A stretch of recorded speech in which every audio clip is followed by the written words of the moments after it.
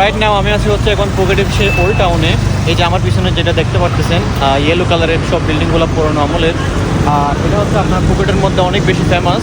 তো চলেন গিয়ে দেখা যাক আসলে ফুকেটের সেই ওল্ড টাউনটা দেখতে কেমন হয়। So let's go.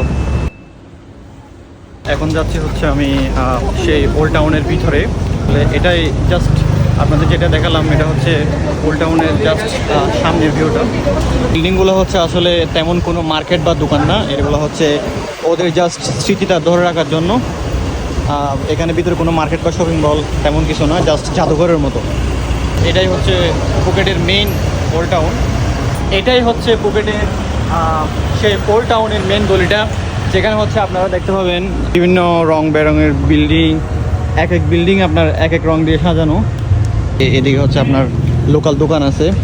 বিল্ডিংগুলা রাতে আসলে আরও বেশি উজ্জ্বল দেখায়, কারণ আপনার লাইটিংয়ের ব্যবস্থা আছে।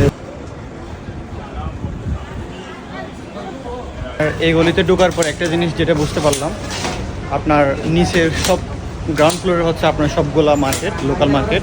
আর উপরেরগুলো হচ্ছে আপনারা এই পাশে দেখতে পাবেন, উপরেরগুলো হচ্ছে জাস্ট পর্যটকদের আকর্ষণের জন্য মানে রং বেরঙ করে সাজিয়ে রাখানো হয়েছে।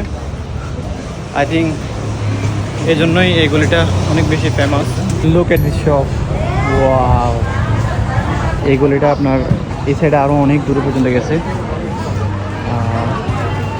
এখানে সব ফরেনাররা আপনার ছবি তুলতেছে, সবাই ছবি তোলার জন্য ব্যস্ত।